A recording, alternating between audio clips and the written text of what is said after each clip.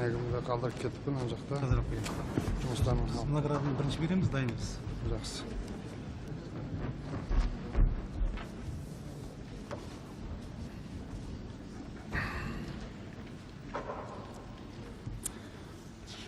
Қадірлі Қазақстан халықтары ассамблеясының мүшелері, құрметті қонақтар, менің өкіміме сәйкес Қазақстан ассамблеясы 8-ші сессиясы тәуелсіздікке 10 жыл бейбітшілік, прогресс және қоғамдық келісім тақырыбыменен Астана қаласында шақырылып отыр.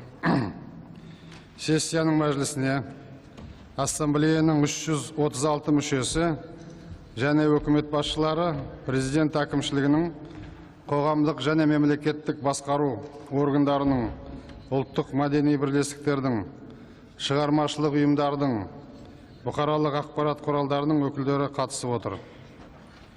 Уважаемые члены Ассамблеи народов Казахстана, уважаемые гости, в соответствии с моим распоряжением 8-я сессия Ассамблеи народов Казахстана созвана в городе Астане с повесткой дня 10 лет независимости, мир, прогресс и общественное согласие.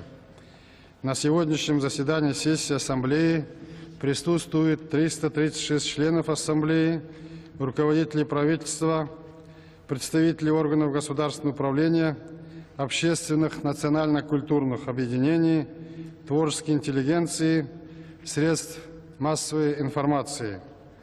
Қазақстан халықтар ассамблеясының 8-ші сессиясын ашық деп жариялауға рұқсат етіңіздер. Разрешите открыть сессию.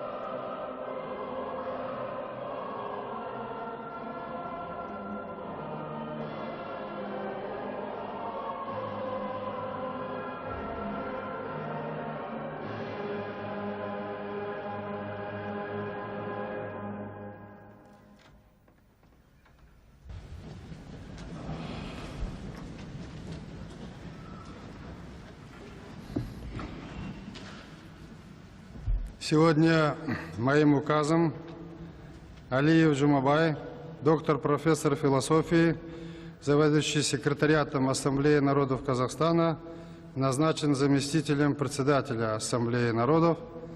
Я хочу от вашего имени поздравить его.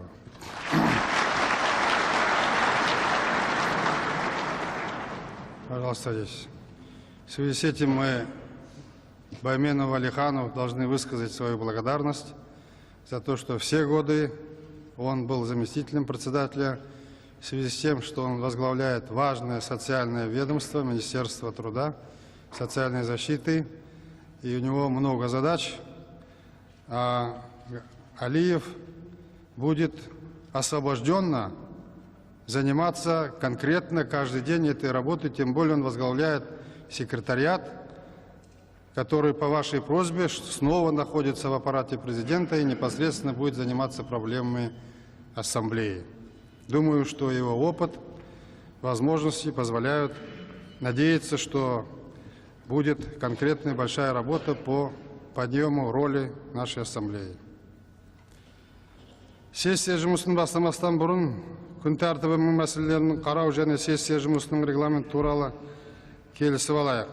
Өздеріңізге белгілі, Ассамблеяның 8-ші сессиясының күн тәртібіне тәуелсіздікке 10 жыл бейбітшілік, прогресс және қоғамдық келісім деген мәселе ұсынылып отыр. Прежде чем начинать работу сессии, нам необходимо рассмотреть повестку дня и договориться о регламенте работы сессии.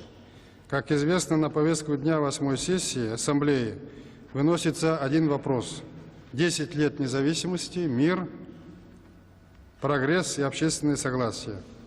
Есть ли замечания у членов Ассамблеи по повестке дня? Есть? Нет? Тогда, если нет замечаний, можно ли считать, что повестка дня утверждена? Кто за это, прошу поднять руки. Членов Ассамблеи. Прошу опустить. Против? Воздержался? Нет. Повестка дня утверждается. По регламенту для доклада до 45 минут, для выступающих в прениях до 7 минут. Есть ли возражения? Нет. Есть предложение с этим регламентом поработать с тем, чтобы сегодня завершить работу нашей сессии.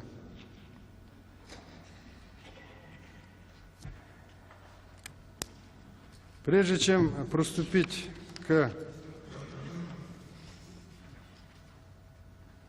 исполнению повестки дня, я хочу поздравить всех членов Ассамблеи тем, что мы первыми вас наградили специальной юбилейной медалью десятилетию независимости Казахстана. Поздравляю.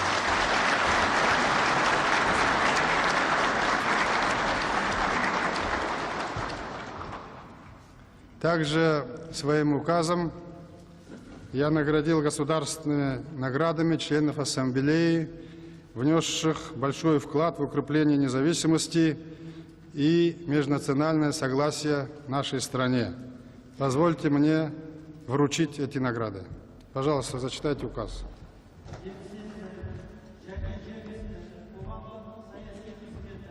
Ұлтаралық келісім мен қоғамды топтастыру жөніндегі іске қосқан зор жеке үлесі үшін екінші дәрежелі достық орденімен мыналар наградталсын. Анна Кулиева Гүлнар Атаевна, Түркмен ұлттық мәдени орталығының төрағасы, Алматы қаласы. Гирш Леонид Юзефович, Алматы облысының Украин мәдени орталығының төрағасы.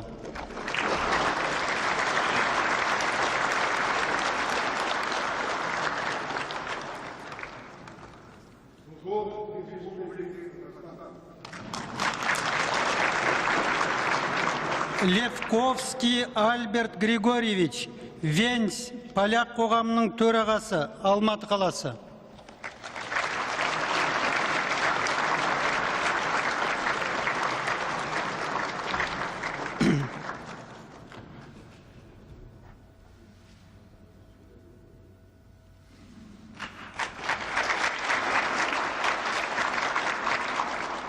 Осман Асле Али қызы, Гобустан, Әзірбайжан ұлттық мәдени орталығының төрайымы, Алматы қаласы.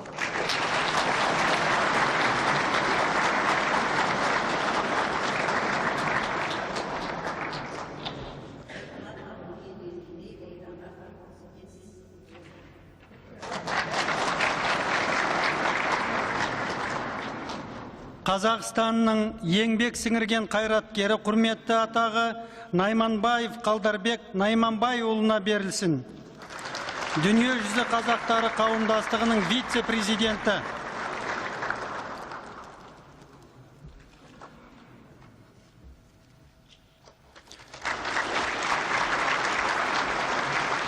Қазақстан Республикасының президенті Нұрсұлтан Назарбаев, Астана қаласы 2001 жылғы 23 қазан.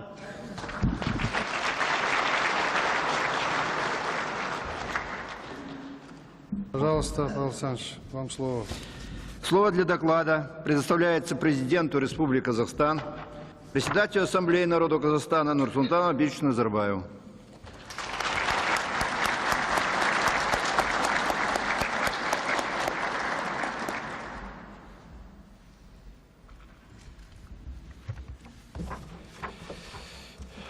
Қадірлі достар, құрметті ассамблеяға қатысушылар, құрметті қонақтар.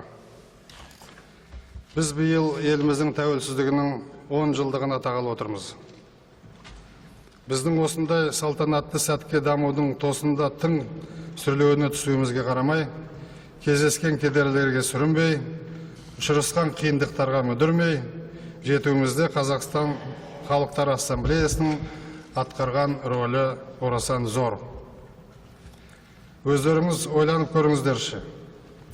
Қызыл империя ыдырағаннан соңғы кезеңдегі кеңестен кейінгі кеңістікте сәуегей саясатшылардың болжауынша үлкен сілкіністерге ұшырауға тиіс мемлекет 90 түрлі түйіндіктердің тоғысқан тұсы Қазақстан болуға тиіс еді. Басқа республикалардың қан төгіске дейін ұласқан қақтығыстары баршаңызға мәлім. Олардың бәрін бүгін қайталап естеріңізге салып жатудың қажеті жоқ. Бәрі де өздеріңіздің көкіректеріңізде сайрап тұр. Шүкіршілік, біз мұндай тауқыметті сәттерді басымыздан кешіргеміз жоқ. Елімізде тұрақтылықты, тыныштықты, халықтарымыздың бірлігін сақтай білдік. Алғашқы жылдардың ауыртпалығына қарамастан, еліміздің демократиялық бағыттағы экономикалық әлеуметтік дамуын қамтамасыз ете білдік. Себебі біз халықтарды топтастыратын, тұтастыратын, қуатты нысандарды таба білдік. Өйткені біз ұлтына, нәсіліне, нанымына қарай халықтарды алаламайтын, баршаның еркін дамуына жол ашатын ашық саясат жүргіздік. Мұның бәрі де біз өзіміздің негізгі заңымызда, конституциямызда баянды еттік. Ендеше осындай сындарлы саясат жүргізуімізге жәрдемдескен маңызды тетіктердің бірі Қазақстан Халықтарының Ассамблеясы болғаны өздеріңізге аян. Нақ сондықтан да біз Қазақстан Халықтар Ассамблеясының кезекті 8-ші сессиясын өзіміздің ортақ мерейлі мерекеміз, тәуелсіздіктің бастауы болған мемлекеттік егемендігіміз туралы декларация қабылданған күн, республика күні қарсаңында өткізуге ұйғардық. Мереке құтты болсын баршамызға.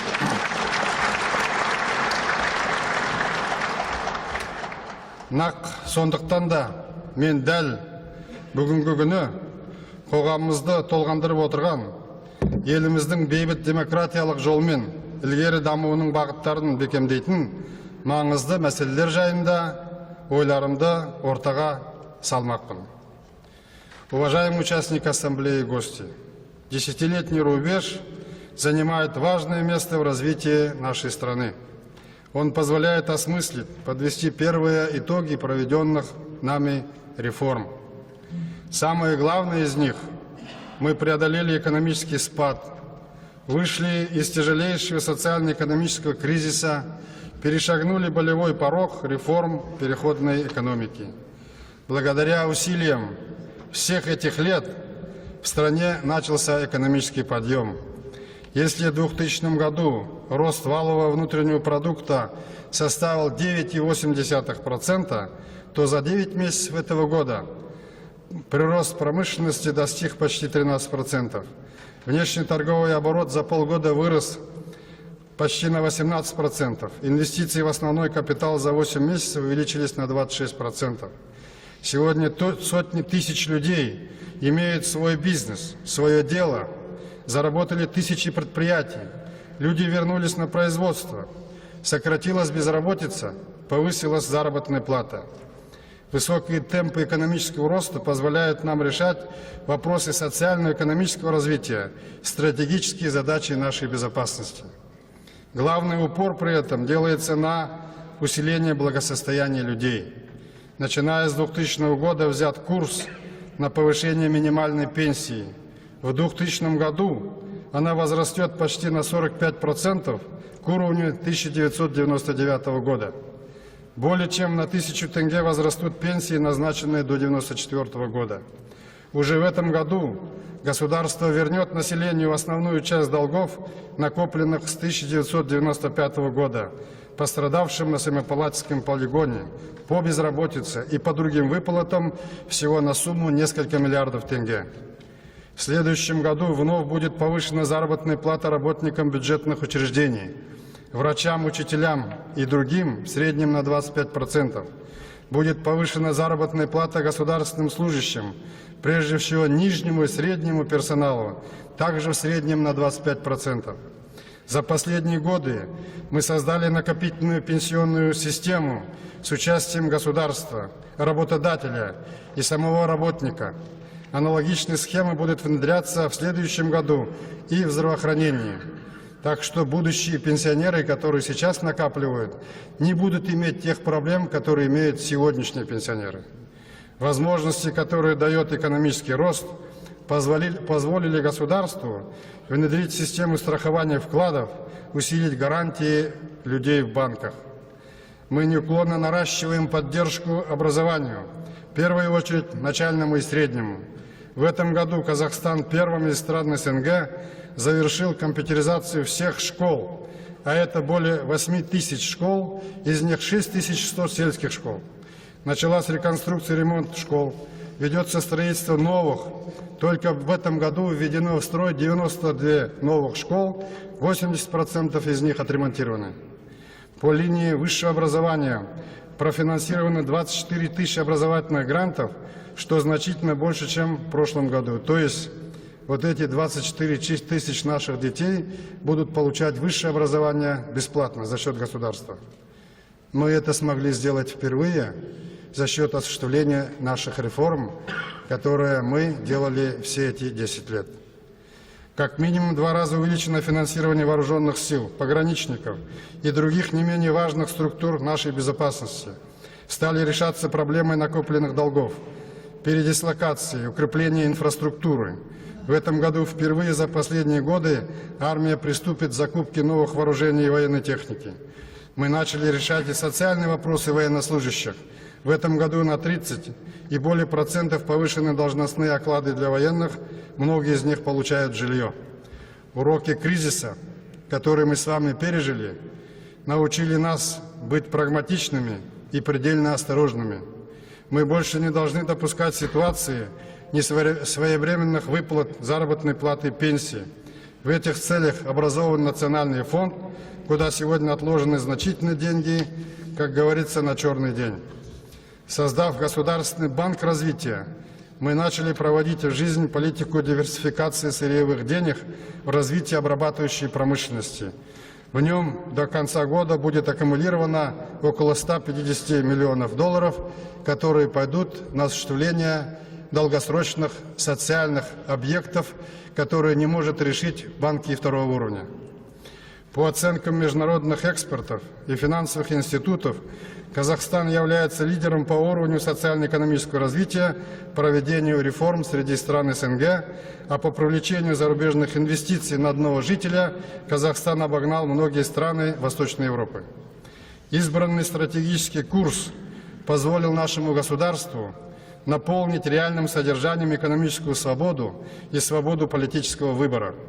И я хочу особо подчеркнуть, независимость государства и успех реформ является прежде всего результатом политики межнационального согласия, упорной и целенаправленной работы общества и государства. Поэтому я принял решение наградить всех членов Ассамблеи народов Казахстана юбилейной медалью, специально учрежденной во знаменование десятилетия нашей независимости. Вы награждены первыми. Это признание того факта, что межэтническое духовное согласие – наш с вами главный стратегический ресурс, основа прогресса нашего общества и государства. Еще раз вас поздравляю.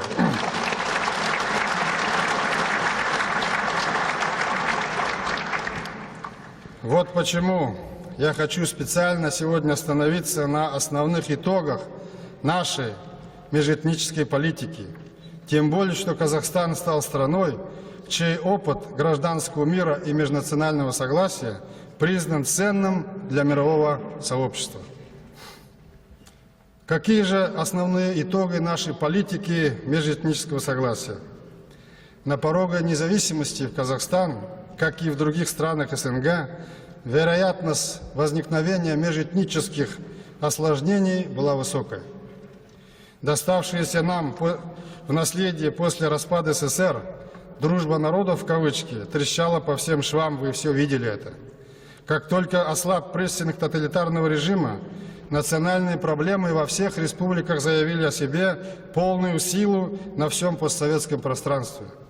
И тем не менее крупных конфликтов мы в своей стране не допустили, поскольку межэтнические согласия мы определили приоритетным направлением государственной политики. Сегодня мы можем подвести некоторые бесспорные итоги той работы, которую мы проделали вместе с вами. Первое. Мы создали правовую базу, обеспечивающую равенство прав и свобод всех граждан, независимо от их этнической и религиозной принадлежности. Этот принцип лег в основу межэтнической политики государства. Наши законы учитывают мировой опыт, исходят из фундаментального принципа современной демократии, прав человека, свободы волеизлияния и защиты интересов меньшинств. У нас нет ни одного закона, который содержал бы положения, ущемляющие права этносов, живущих в Казахстане. В основу построения нашего государства положена гражданская и политическая общность всех граждан. В Казахстане, где проживают представители более 120 этносов, такой подход оказался единственно верным для обеспечения межэтнического согласия. Именно поэтому Верховный комиссариат по делам межнациональных меньшинств ОБСЕ на международной конференции, проходившей весной этого года в Алматы, дал высокую оценку достигнутой в нашей стране равенству всех этнических групп. Второй итог. У нас создан уникальный и эффективный механизм реализации национальной политики и межнационального диалога в лице Ассамблеи народов. Этот полноценный институт гражданского общества сегодня опирается на деятельность более 300 республиканских, региональных, областных, городских национально-культурных объединений.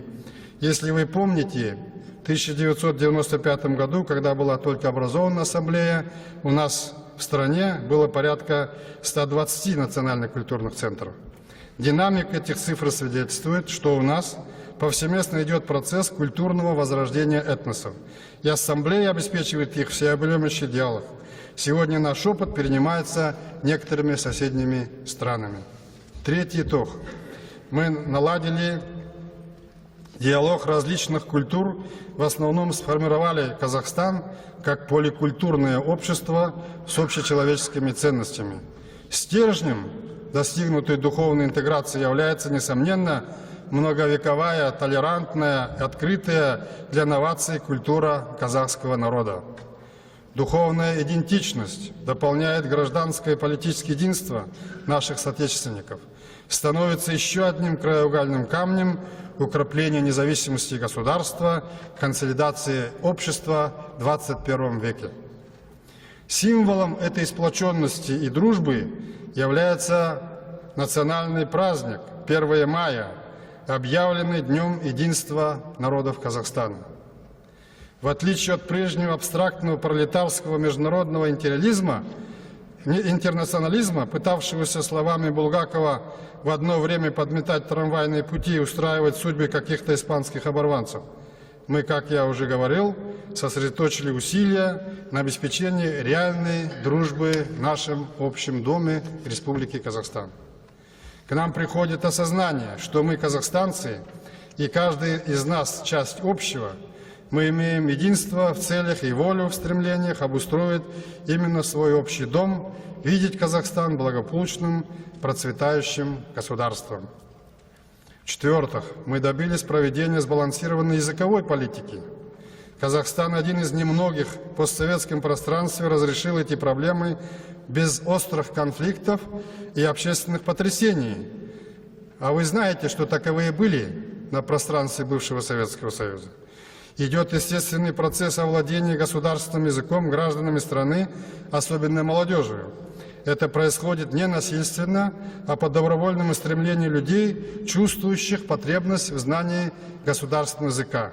Я уверен, что такое стремление с каждым годом будет повышаться. С другой стороны, нами создана сеть этнокультурного образования в виде воскресных школ, языковых курсов при национально-культурных объединениях. Она охватывает практически все языки этносов Казахстана, даже такие редкие, как ассирийский. Ежегодной традицией стало проведение во всех регионах республиканского фестиваля языков народов Казахстана. Сегодня мы можем с гордостью констатировать, что лингвистское богатство Казахстана обогащает общеказахстанскую культуру и выступает важным фактором укрепления единства многонационального народа. Пятых. Мы с вами обеспечили духовное возрождение страны и, самое важное, межконфессиональное согласие и толерантность. Сформирована законодательная база, гарантирующая свободу совести. В Казахстане свыше 2500 религиозных объединений, представляющих 46 конфессий и религиозных течений. Я убежден, исторически унаследованная нынешним поколением казахстанцев терпимость в духовной сфере является хорошей основой сохранения гражданского и межконфессионального мира в будущем. И одним словом, мы на деле показали, что многонациональность не является недостатком, является преимуществом общества. Подтверждением правильности нашей позиции в сфере межкультурного и межконфессионального взаимодействия стал визит в нашу страну Папы Римского Павла Иоанна II и его высокие оценки развитию нашего общества. И, наконец, последнее, самое главное. За годы независимости мы достигли перелома в массовом сознании. Невидимая революция в умах, связанная с крушением мировоззренческих ориентиров тоталитарного общества, выработкой новых демократических ценностей и новой политической правовой культуры в основном состоялась. Казахстанское общество восприняло либеральные ценности, признало безальтернативность демократии и рынка. Наши люди активно включились в процесс преобразований и сами стали движущей силой наших реформ. Но, дорогие друзья, положительные итоги нашей политики не должны нас с вами успокаивать. Меняющийся на наших глазах мир породил новые угрозы и вызовы, обнажил ранее скрытые проблемы, придал им новые качества. Мы часть мирового сообщества. Что происходит в мире, задевает нас и влияет на нас. Для нас тоже наступают времена новых испытаний. О чем я хочу сказать? Сегодня на наших глазах в нашем регионе сложилась напряженная обстановка. Главным образом это связано с ситуацией вокруг Афганистана. Как никогда раньше возросла опасность эскалации конфликта и последующей военно-политической дестабилизации в регионе, гуманитарные катастрофы в результате массового исхода беженцев из мест боевых действий, роста транснациональной преступности, транзита наркотиков, нелегальной торговли оружием. То, что происходит сейчас в Афганистане, это следствие гражданской войны, идущей там уже в течение 2 десятилетий.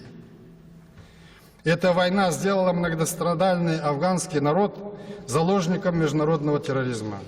Нельзя не видеть того, что международные террористические организации создают свои опорные базы прежде всего там, где для этого существуют соответствующие социально-политические условия. А такие условия беспорядка и хаоса как раз в Афганистане имеются.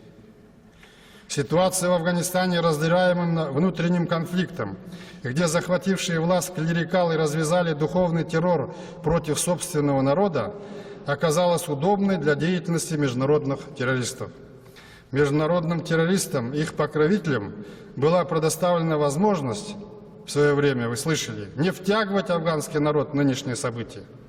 Фактически лидеры международных террористов используют беззащитность народа этой азиатской страны, в первую очередь страдающего от ведущихся там военных действий. В этой ситуации важно отделять афганский народ от международных террористов. Немного отвлечемся от нынешних событий, обратимся к нашей с вами недалекой истории. Наш народ вместе со всем бывшим советским народом пережил государственный терроризм, когда большевики захватили власть. Красноречивым свидетельством террористической сути большевистского режима являются сохранившиеся на сегодняшний день документы. В Москве много лет работает комиссия по реабилитации жертв репрессий в советский период. Вот отрывки из этих документов, обнародованных ею, которые я решил сегодня вам привести. В сентябре 1918 года Григорий Зиновьев пишет: «Мы должны завоевать на нашу сторону 90 из 100 миллионов жителей России под советской властью. Что же касается остальных, то нам нечего им сказать, они должны быть уничтожены». 10 миллионов человек уничтожены запросто, видите? 24 января 1919 года ЦК партии коммунистов рассылает телеграмму провести массовый террор богатых казаков, истребив их поголовно. В казачьих краях была проведена тотальная конфискация, обобрали до нитки все казачье крестьянское население, тысячи казаков были расстреляны. Секретный циркуляр ОГПУ, изданный в феврале 1923 года по предложению Ленина, перечисляет лиц, которые должны быть уничтожены. Первое. Все бывшие члены дореволюционных политических партий. Все бывшие члены монархических союзов. Третье. Все бывшие члены независимых земледельческих союзов. Четвертое. Все представители старой аристократии и дворянства. Все бывшие члены молодежных организаций и большой список. Это к сведению тем новоявленным большевикам, которые сегодня недовольны свободой политической деятельности. С 1918 года начинается террор против религии. Документы ужасают. Они свидетельствуют, что священнослужители, монахи и монахини подвергались зверским расправам. Только в 1918 году было расстреляно 3000 священнослужителей. В тот год, 1 мая, впервые был объявлен праздником трудящихся.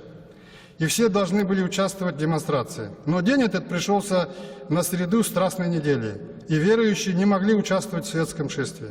В ответ начались аресты и расстрелы во всех епархиях.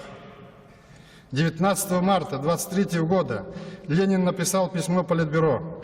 Изъятие ценностей, в особенности самых богатых лавр, монастырей, церквей, должно быть произведено с беспощадной решительностью, безусловно, ни перед чем не останавливаясь в кратчайший срок. Чем большее число представителей реакционного духовенства удастся нам расстрелять, тем лучше. Мародерство гуляло по всем соборам, церквям и мечетям. По скромной оценке изъятие составило 2,5 миллиарда золотых рублей, а многие считают, что в 3 раза больше. Сокровища изъяли для кормления якобы голодающего народа, а хлеба за границей было закуплено всего на 1 миллион золотых рублей. Газета «Правда» 31 августа 2018 года опубликовала программную фразу Дзержинского: «Гимном рабочего класса отныне будет песня ненависти и мести». Ненависть, месть, враг народа – вот программа, которую предложили народу большевики для наведения порядка. Не похожи ли эти лозунги на сегодняшних лозунги террористов? Религия, как мы помним, это опиум. Семья – это пережиток буржуазного общества. Воспитание детей в семье порочно, а вот общественное воспитание Павликов, Морозов, предающих собственных отцов – это хорошо. Вот какое наследие мы получили и не имеем права забывать. Все эти так называемые меры проводились и в Казахстане. И мы не говорим, потому что вдоволь наговорились о сталинских репрессиях 1937 годов и других, и переселении народов. Против такого наследствия большевизма мы будем бороться всеми силами, чтобы никогда не вернулась сама идея большевизма в Казахстан. Зная все это, сегодня мы проводим единственную правильную политику, которая основывается на том, что терроризм в любой его форме должен беспощадно пресекаться. Вот почему мы поддерживаем полностью международную коалицию в борьбе с терроризмом. Большевистский красный террор был во имя эфемерной коммунистической воинствующей атеистической идеи, а сегодня мы сталкиваемся с другой разновидностью терроризма – террором, прикрываемым религиозными лозунгами. В нынешней ситуации важно отделять исламскую религию от терроризма. Террористы, какими бы лозунгами они не прикрывались, не имеют ничего общего с исламом, с его главными заповедями, включающими призывы к ненасилию, справедливости, терпимости и равноправию. У ислама сильные антитеррористические каноны вообще-то. В одном из хадисов Корана говорится: убийство хотя бы одного человека уподобляется убийству всего человечества. В другом приводятся слова пророка Мухаммеда: там, где есть насилие, там нет ислама. Поэтому любое прикрытие экстремизма и терроризма знаменем ислама антирелигиозно по своей сути. Нельзя связывать терроризм с какой-то одной религией или народом, ибо подобный подход неминуемо приведет к дальнейшей эскалации напряженности во всем мире. Именно из этого следует исходить при выборе путей противодействия международному терроризму и экстремизму. В условиях осложнившейся обстановки необходимо нам в своей стране сохранять политическую стабильность и во всем Центральноазиатском регионе. Народы Центральной Азии сохраняли, я надеюсь, будут сохранять спокойствие и взвешенность, решать имеющиеся проблемы, не поддаваясь эмоциональному накалу, складывающемуся в связи с ситуацией вокруг Афганистана.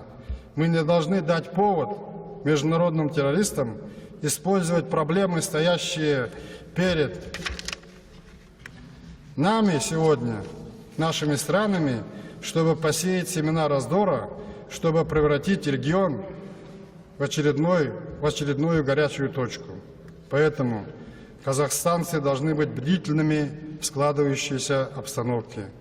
Мировая экономика, к сожалению, реагирует на то, что происходит сейчас. На американском континенте и в Европейском Союзе идет снижение покупки товаров. Как бы люди живут в ожидании на последствия антитеррористических акций, которые идут. Нестабильные цены на международном рынке для сырья – это для нас очень важно. И на металлы, и на нефть, и на газ. И поэтому правительству, сегодня всем акимам сказано, адекватно реагировать на все, что происходит. И рассматривая бюджет следующего года, этого года, мы должны прежде всего поработать так, чтобы накапливать средства на случай кризисных ситуаций, чтобы наш народ его не почувствовал.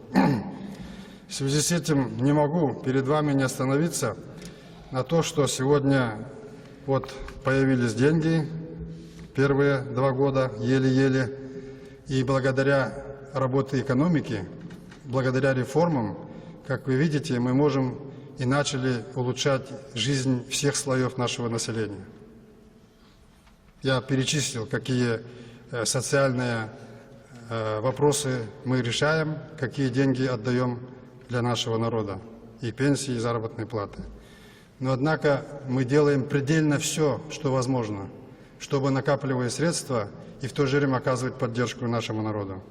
Но поднимаются вопросы, говорят: давайте, раз вот деньги у нас появились, значит, надо будет снизить пенсионный возраст до того, что было. Я вам хочу сказать, пенсионную реформу, проведенную в Казахстане, сегодня изучают все наши соседи, включая Россию, и Европа тоже, чтобы перейти именно на эту систему. Снижение пенсионного возраста сразу приведет к снижению объема сегодняшних пенсий для всех пенсионеров, которые получают.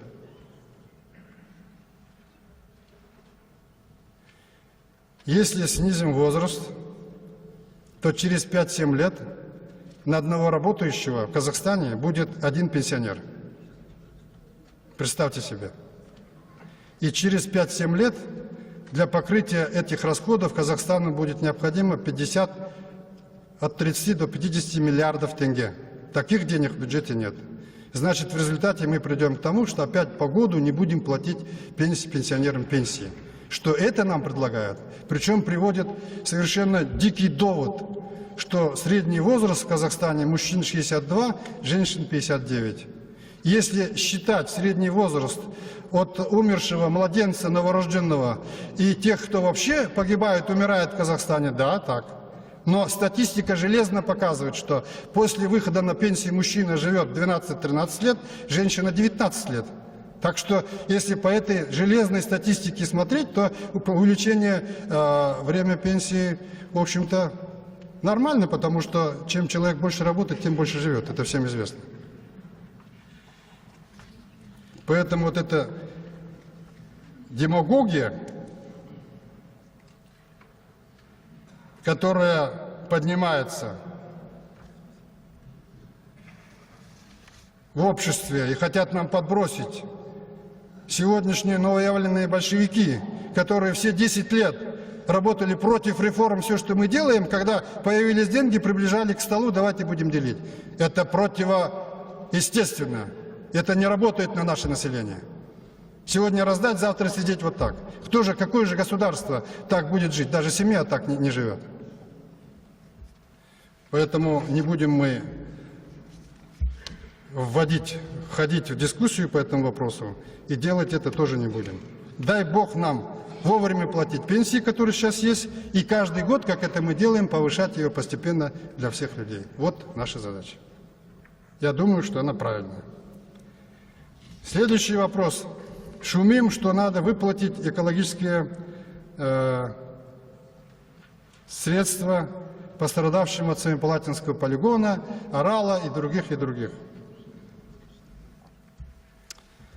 Проблема Семипалатинского полигона, если на то пошло, проблема Советского Союза, государства которого нет. Учитывая сложности, наше государство мог бы сказать, что это не наша проблема. Но мы, несмотря на все трудности, эти вопросы решаем. И мы в трудные годы отложили выплату этих выплат до 2003 года и решили в этом году досрочно половину из них, 2,5 миллиарда, выплатить. Но я хочу вас спросить, вообще кому мы даем? Кто-то думает, что правительство печатает деньги, вырезая из газет, а ведь эти деньги налогоплательщиков всего Казахстана, от запада до востока, которые мы туда платим. А кто вообще спросил, кому мы платим там?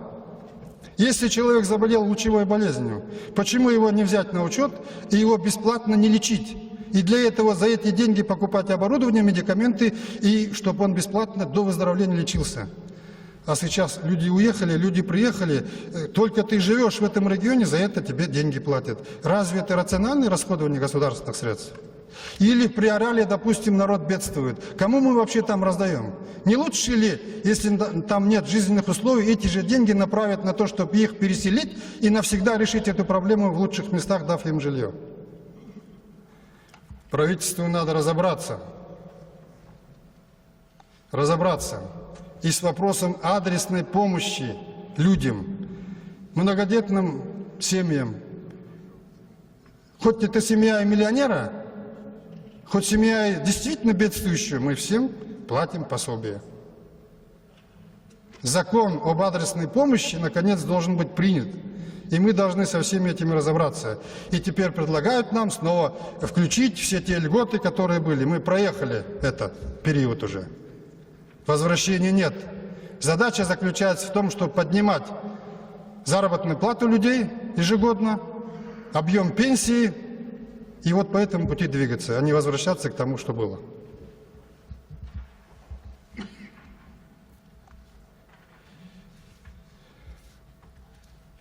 Я к тому говорю, что сейчас перед нами стоит особая проблема сохранить внутреннюю стабильность в обществе, прежде всего стабильное межэтническое, межрелигиозное согласие, которое у нас всегда было. Перед государственными структурами стоит задача не допустить пропаганды любых экстремистских идей, способных нарушить единство казахстанского народа. В этой связи нам потребуется внести ряд изменений в наше законодательство, ужесточить требования законов, ответственность за их соблюдение.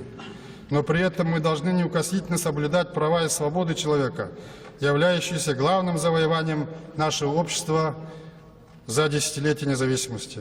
В этом плане наша принципиальная позиция в отношении борьбы с экстремизмом и терроризмом. Целые столетия мы с вами жили в обществе, где правили люди, а не законы. Не было правового государства. В любом правовом обществе должно утверждаться верховенство законов, основанных на свободах и правах человека.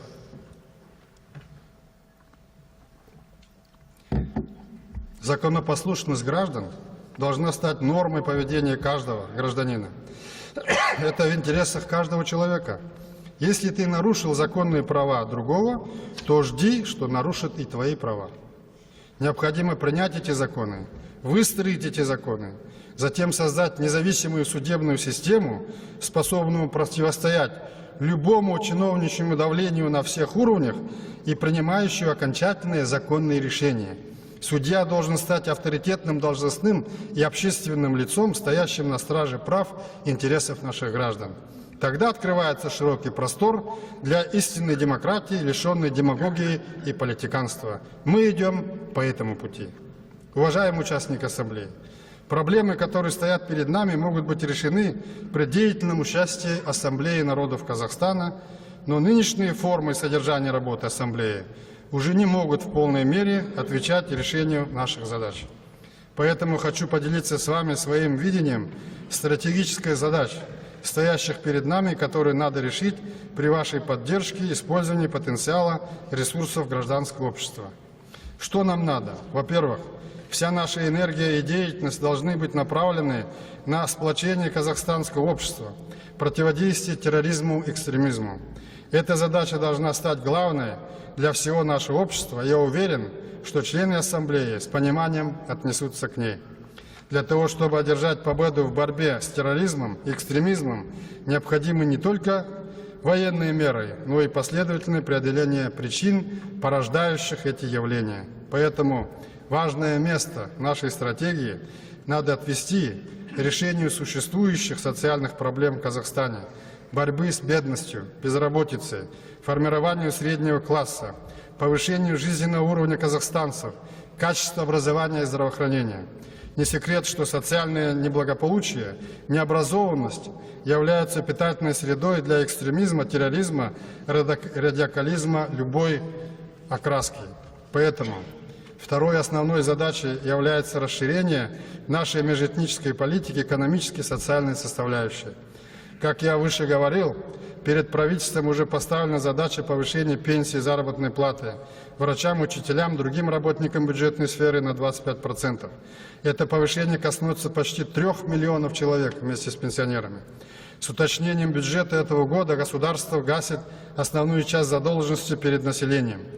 Такую политику подчинения экономии задачам роста благосостояния и повышения уровня жизни мы будем проводить последовательно, исходя из возможностей бюджета. Все казахстанцы должны почувствовать закономерность. Чем богаче наши граждане, тем богаче государство.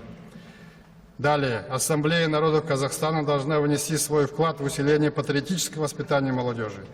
Необходимо усилить соответствующие специализирующие функции учреждения образования, прежде всего на уровне средней школы. Эту работу важно выстроить на государственной патриотической платформе с тем, чтобы усилить чувство гражданства, участие в государственном строительстве и на местном уровне. В-четвертых, все вместе мы должны содействовать дальнейшему развитию общеказахстанской культуры. Сегодня масштабы урбанизации, глобализации, проблем существования, развития этносов, интернационализация национальных экономик, все эти вызовы требуют найти разумный баланс традиционных новых форм сохранения развития культуры всех и каждого этноса Казахстана. Необходимо обеспечить, с одной стороны, сохранение развития культурных традиций этносов, населяющих Казахстан, с другой стороны, развить традиционные процессы развития нашей культуры, общей для всех граждан страны.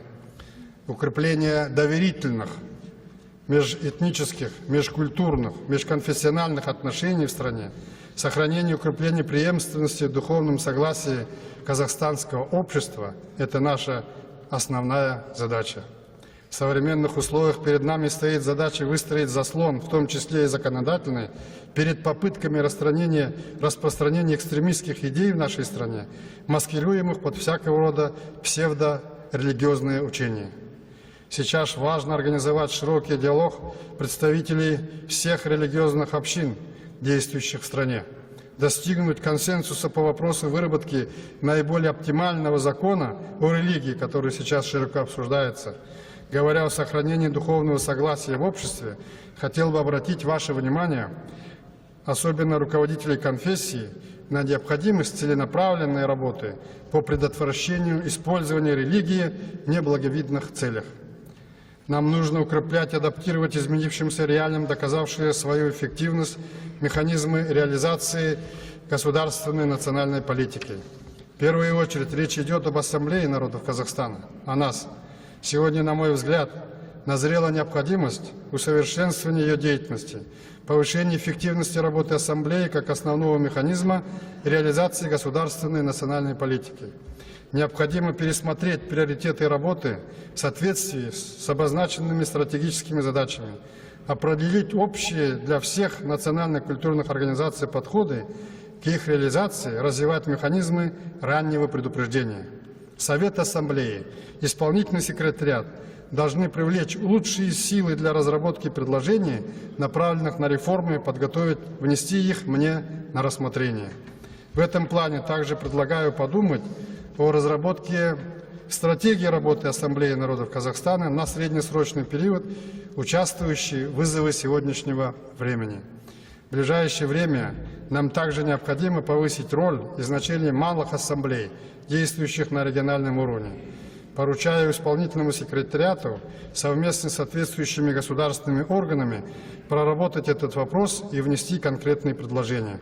Сегодня я хочу сказать, для того, чтобы вы, особенно малые ассамблеи, как неправительственные организации, проводили исследования среди народа, изучали и помогали, мы можем давать гранты.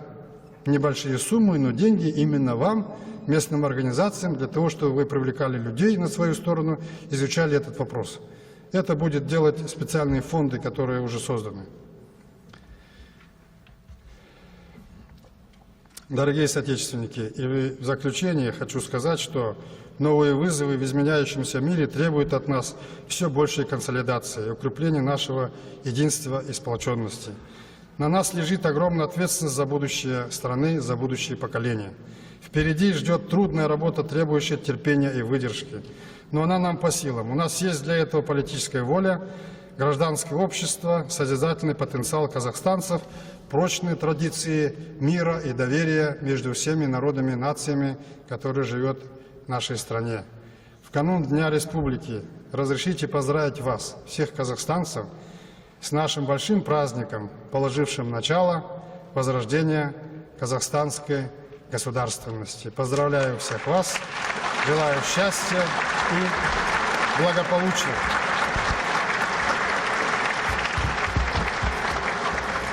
Спасибо. Доклад окончен.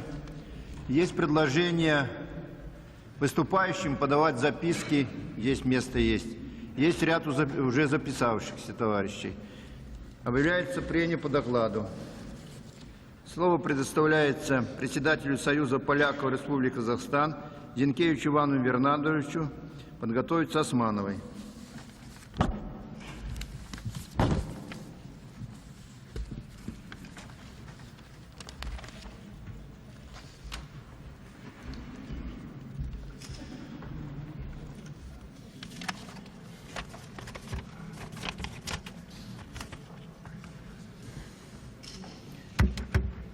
Уважаемый господин президент, уважаемые члены Ассамблеи народов Казахстана, уважаемые гости. 10 лет в жизни народа и государства в историческом измерении срок небольшой, но применительно к нашей республике должна быть приложена другая мера.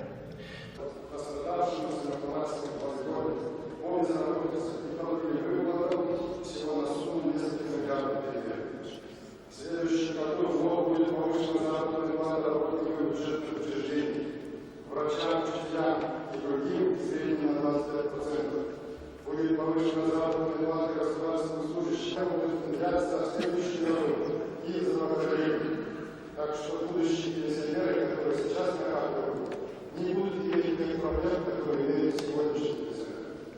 Возможности, которые дает экономический рост, позволит государству внедрить систему страхования вкладов, усилить гарантии людей вкладов.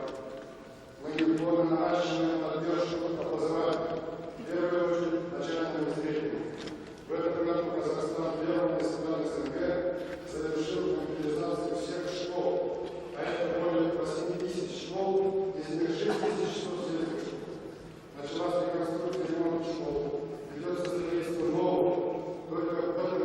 единого сбалансированы 24 тысячи образовательных грантов, что значительно больше, чем в прошлом году. То есть вот эти 24 тысячи наших детей будут получать высшее образование бесплатно за счет государства. Мы это смогли сделать, делали все эти 10 лет. Как минимум 2 раза увеличено финансирование вооруженных сил, ограничено и других не менее важных структур нашей безопасности. Кстати, держаться в году на 30 и более процентов повышенные должностные оклады для военных, многие из них получают жилье. Уроки кризиса, которые мы с вами пережили, научили нас быть прагматичными и предельно осторожными.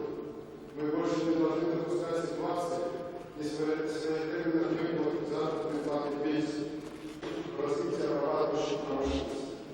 В нем до конца года будет аккумулировано около 150 миллионов долларов, которые пойдут на осуществление долгосрочных социальных объектов, которые не может решить банк второго уровня. И свободу политического выбора. И я хочу особо подчеркнуть, независимость государства и успех реформ является прежде всего результатом политики, межнационального согласия, упорной и целенаправленной работы общества и государства. Поэтому, язычничество, духовное согласие – наш с вами главный стратегический ресурс, основа прогресса нашего общества и государства. Еще раз.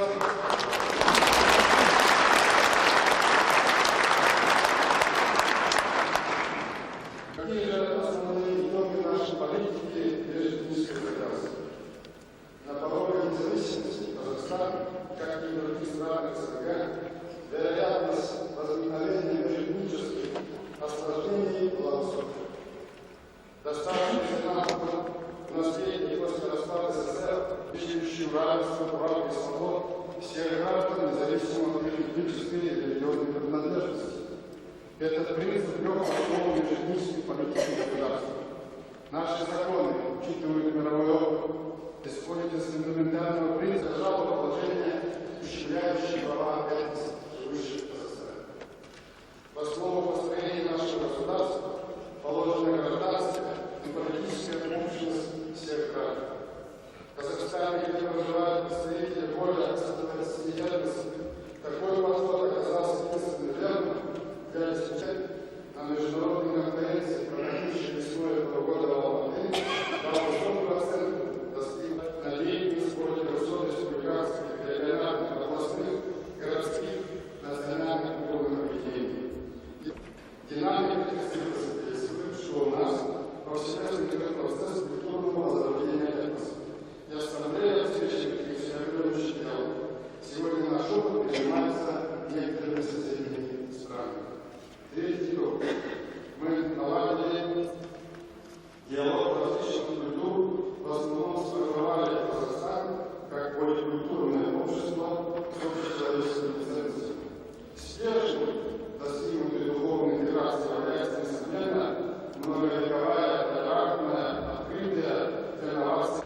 К нам приходит осознание, что мы казахстанцы, и каждый из нас часть общества, мы имеем единство, цель и волю воспитания, устроить именно свой общий дом, видеть Казахстан благополучным, процветающим государством.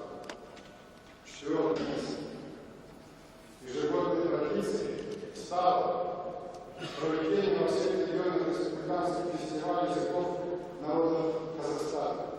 Сегодня мы можем с гордостью констатировать, что лингвистическое богатство Казахстана обогащает общий казахстанский без религиозных черт. Я убежден, исторически унаследованное нынешним поколением казахстанцев терпимость, духовность является хорошей основой сохранения гражданства и межконфессионального мира в будущем. Одним словом, мы надеемся показать, что мы достигли перелома массового сознания. Невидимая эволюция ума, связанная с повышением мировоззренческих ориентиров тоталитарного общества, выработкой новых демократических ценностей и новой политической правовой культуры в основном состоялась. Казахстанское общество восприняло либеральные ценности, признало, породил новые угрозы и вызовы, обнажил ранее скрытые проблемы, придал им новое качество. Мы часть мирового сообщества.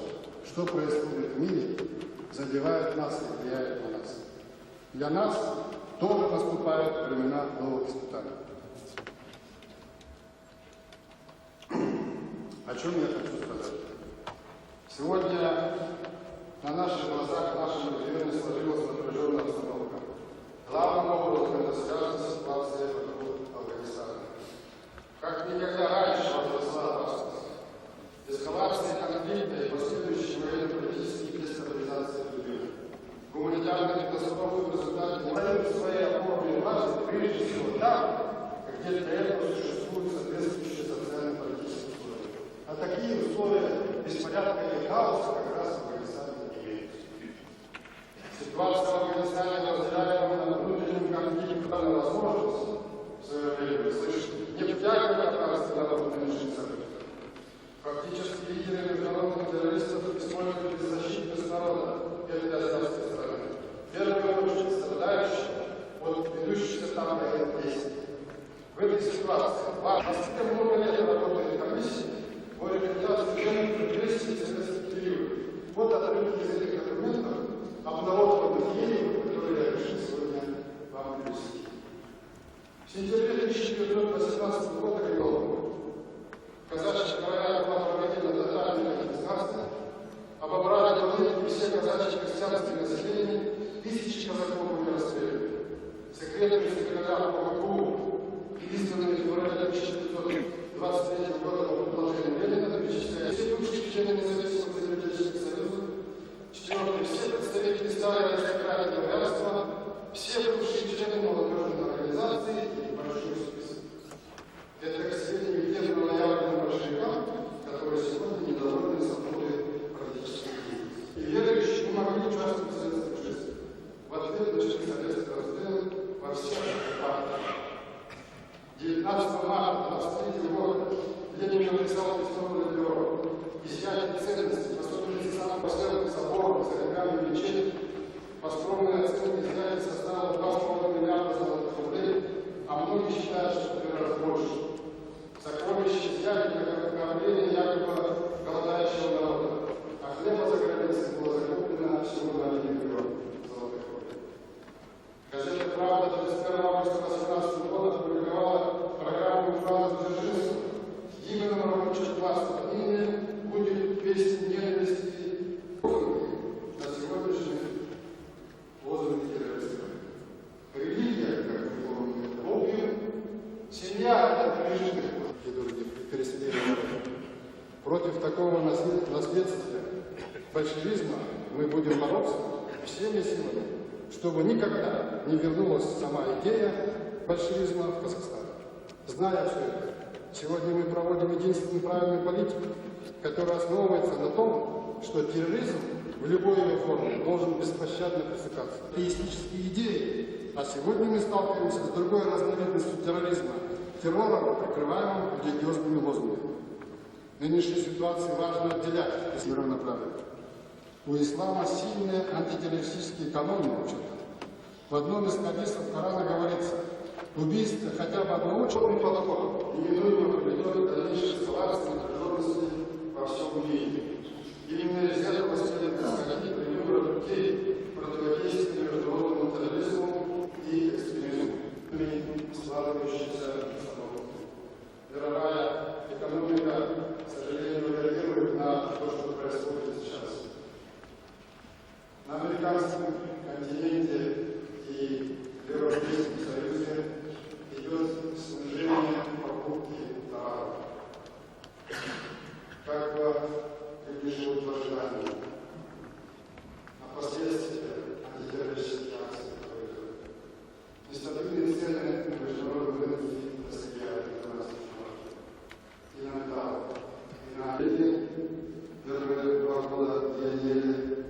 И благодаря работе экономики, благодаря реформам, как вы видите, мы можем и начали улучшать жизнь всех слоев нашего населения. Я перечислил такие социальные именно на эту систему. Снижение пенсионного возраста для всех пенсионеров Добровольчика.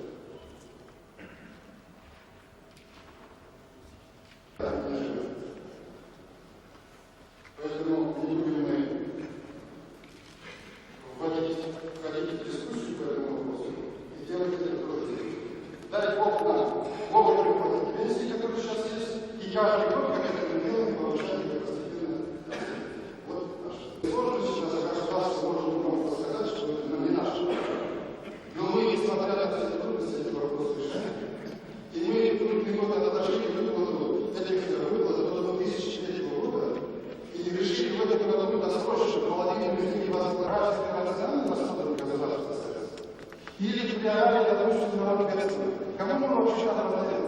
Не лучше ли, если там нет численных условий, эти же деньги направить на то, чтобы их переселить и навсегда решить эту проблему в лучших местах половины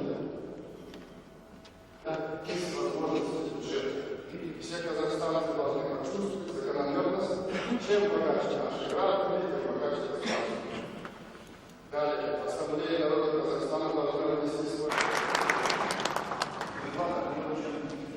Есть предложение выступающих представителей органов государственного управления, общественных, национальных культурных объединений, творческой интеллигенции, средств массовой информации. Қазақстан халықтары ассамблеясының 8-ші сессиясын ашық деп жариялауға рұқсат етіңіздер.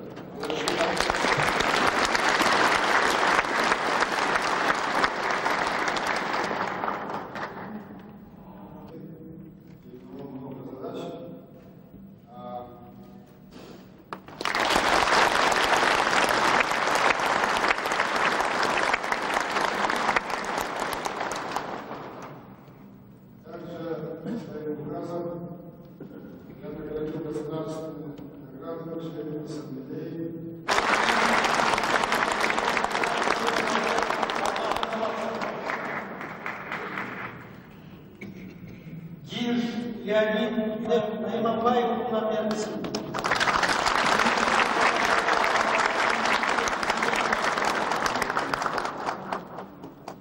Негізгі конституциямызда баяндайды.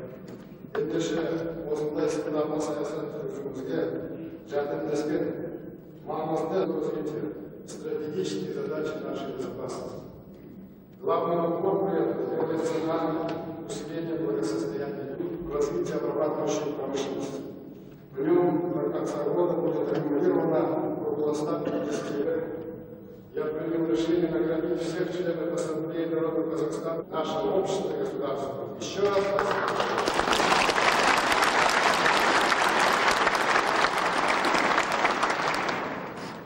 Вот почему, которые мы проделали вместе с вами.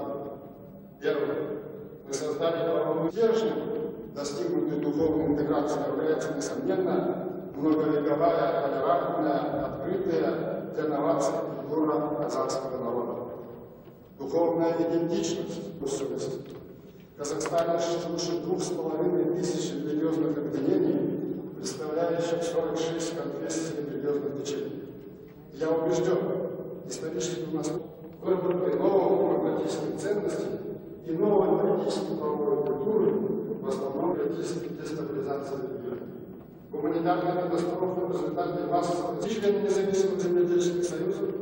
Четвертое. Все представители старой аристократии дворянства, все бывшие члены демонстрации. Но день этот пришелся на среду Страстной недели, и верующие не могли участвовать в светском шествии. В ответ начались аресты и расстрелы во всех партиях. 19 марта 23 года всеми силами, чтобы никогда не вернулась сама идея большевизма в Казахстан. Зная все мимо террористы, какими бы лозунгами они не прикрывались, не имеют ничего общего с исламом, с его главными складывающимися установками. Мировая экономика, к сожалению, реагирует на то, что происходит сейчас. На американском рынке, на все, что происходит, и рассматривая бюджет следующего года, этого года, мы должны прежде всего, и Европа тоже, чтобы перейти именно на эту систему.